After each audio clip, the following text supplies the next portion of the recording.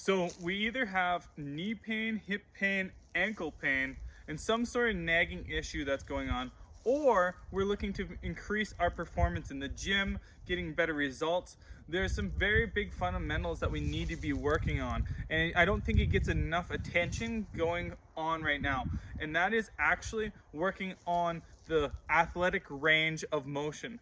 And we need to start from the ground up. So a lot of times over the years, we get like an ankle issue, and that ankle issue, maybe it's rolled, whatever it is, can stem, and now you're compensating because you've hurt your ankle, and it's gonna go to the knee, and then your knee starts to hurt, and guess what? Now that your knee's bent down, now your hip hurts, and guess what? Now that your hip's hurting, your shoulder starts hurting. So a lot of these issues stem from the ground up and not having enough flexibility and strength to support the function of our day-to-day motions. So what we really need to do is start at a basic things. We want to be working as the lowest progression and work your way up so you can do all the movements at the maximum range so that you can perform better and live better. So what I like to start off with is really trying to focus on the ankles. We want to start off with, say, calf raises. So you don't want to just be doing calf raises straight up, because guess what? When you're walking, you're in this athletic range. So we need to simulate how that is. So we want to be going, leaning against the wall, I say, and flexing as much as possible. If you're more flexible, you can get farther back. But let's just say you're right here for now, and your progression would be using both legs. If that's too easy, we can go and add one leg. And eventually you can even add weight on top of that to make it as you get stronger and stronger. But we're gonna strengthen that with that one exercise. Then, hey, we have another muscle in there that we need to strengthen. So instead of leaning, we're gonna go and bend our knees. We're gonna keep them nice and bent, hand to the wall if you need stability, and you're gonna go and push, doing those calf raises. And if that's too easy, one leg. Keep that knee bent, go. Now that we've built up the calf muscles, now we need to go and work on the front of our leg. Most of us do not work out this enough.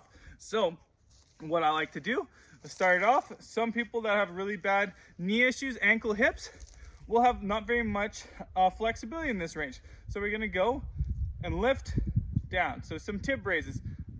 That's too easy. Lean against the wall, lift both toes. If that's too easy, we can go and advance to resistant bands, putting on the bottom of the feet, raising them, or even grabbing a kettlebell, putting that laying on a bench and going up, down, and tempo is going to be a big thing. But if you need more help with that, I can always go and give you some other tempos to help elongate and strengthen in that athletic range. Now that we've got the ankle done, hey, we need to work on our actual movements of getting off the ground, going down steps, things like that. One of my favorites is reverse step-ups. So what we're gonna do is start off, dropping the knee a little bit, up. Drop the knee, do 10 of these. If those are too easy and there's no pain in there, key thing is you don't wanna do anything that has pain. So if this is causing it, stick to a little bit less movement. If it's no pain, we can raise it up. Guess what? We're gonna go 1 inch at a time. Sometimes if you don't have anything to raise, I like to use books. So you can do a 1/2 inch book, 1 inch book, maybe yellow pages if you have one of those still laying around the house. And then eventually get to the point where you can do these. And down, up, and what we're doing is simulating the action of actually going down the stairs, and we're building that strength to create no pain and building those tendons up. Once we have that, our next progression in the movement will be split lunges. So this isn't the ideal one because I don't have a step up out here, but what I like to start with is if you have a chair, you can go and put your leg up here and do the split lunge. But I'm gonna simulate it on here. So what we're gonna do is I'm raised up on the platform. We're gonna lean forward and we're gonna make sure that you're covering your calf muscle. Your hamstring is covering your calf, getting the full range, and then you want to push your hips up, stretching out the thigh. So we're stretching out here, elongating the hips so that we don't have these imbalances. As time gets on, eventually you can lower it even farther. So now you're on the ground doing the full lunge, pushing those hips through, building that strength. Then you can start to add weight into these movements to get even stronger in those ranges. But these are some key progressions that are really gonna go. And then one of my favorite things that you need to be doing to help before you do any of this workout is you gotta warm up. And my favorite way to warm up is walking backwards or going up a hill backwards. And even better, if you're strong enough, we could grab the sled. I'm not gonna hook it up here, and we can pull backwards, okay?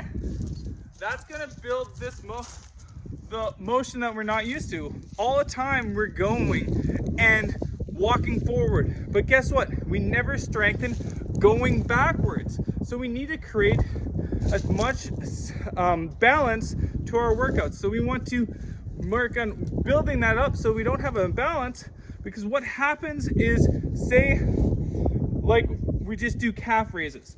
Now this muscle is really strong, but guess what? Your tib is not strong. Is your body's gonna put a governor on your body, lowering the amount of force that you can give out. And when that happens, you put a lot of tension in the muscle being nice and tight. It puts a lot of tension in the knee, the hip, the shoulders, all the way throughout the motion, and we feel very rigid and not flexible and not able to perform. So we want to take off that governor, having that freedom to do these things, making sure to be a get off the ground, pain-free, and everything like that. So if you needed help or doing any of these actions and need some variations, feel free to reach out to me and I can help you out on this journey. But yeah, I'm excited to see you guys getting rid of that knee pain. And if this is helping, make sure to comment down and that'll make my day. So thank you. Talk to you later.